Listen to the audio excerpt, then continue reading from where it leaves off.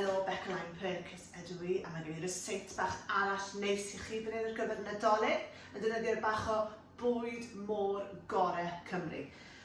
Tro yma dyfu'r scallops, a reseit eitha traddodiadol amser Nadolig yw rhywbeth o'r enw coquille Saint-Jacques, sef scallops efo shallot a bach o gwyn a hufen yn y cregyn efo bach o brwsion bara ar y top. Ond i'n meddwl, mae Nadolig sbechan bach o twist. A allwch chi ddim cael dolig heb Brussels sprouts.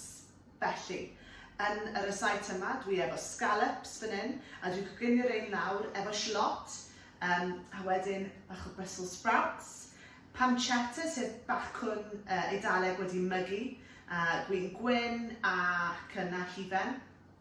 So, a mae'r scallops mewn fan hyn hefyd. So, mae'n rhaid i dechrau coginio, ond mae'r winons, y shallots, a'r Brussels sprouts, a phopeth sydd o dan wedi coginio lawr, wedi chwysu, wedi mynd yn feddal neis. Mae gen i cregyn yn barod fan hyn, a jyst i cadw nhw'n ei le, dwi'n gwneud pentwr bach o reis o dan, a mae'r reina yn balansio neis wedyn, a ddim yn mynd i symud i fi.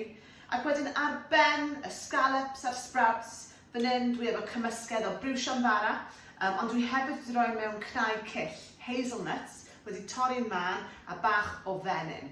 A dyna fe. So dwi just mynd i adeiladu rein lan nawr. Felly yn gyntaf, bach o'r sprouts a'r shallots a'r pancetta yn waelod y cragen. Mae gen i'r grill mlaen tu ôl i fi yn barod. A dyna pan mae'n holl bwysig i chi cychwyn coginio'r scallops yn gyntaf. Oherwydd bydden nhw ddim angen lot o amser o dan y grill, bydden nhw'n lliwio'n eitha gloi. Felly mae'n holl bwysig bod chi'n coginio y scallops jyst am cwpl o funudau yn y sprouts a'r shallots gyntaf cyn rhoi nhw o dan y grill.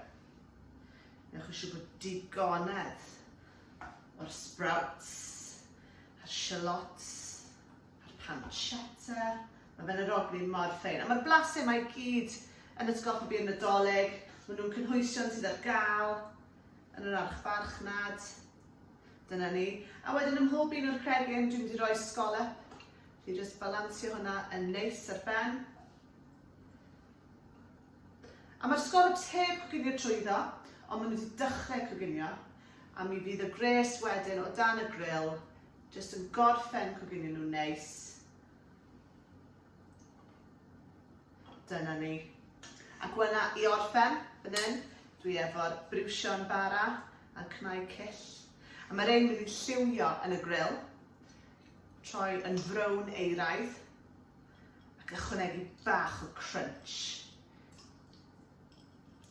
Ac yna i weini rein, byswn i jyst yn cael nhw efo salad bach gwyrdd neis, ond dwi'n mynd i yngloi paratoi afal wedi piclo, a mae hwnna'n rhoi bach o acid sy'n mynd i torri trwyddo'r holl braster yna. A fydde jyst yn edrych yn deiniadol ar ben y cragen hefyd. Dyna ni, mae'r un am barod i mewn ar grill.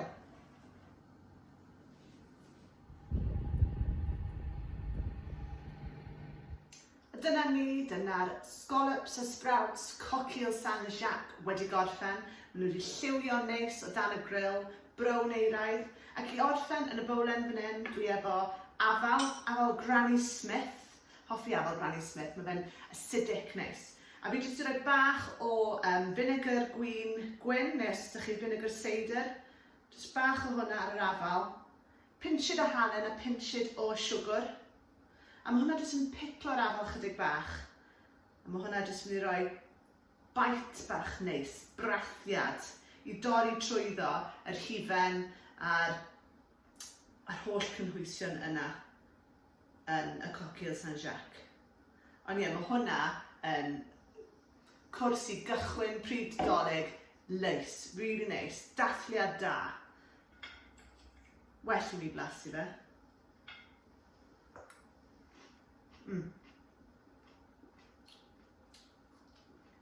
Bendigedig. Mae'n rhaid i chi trio hwn.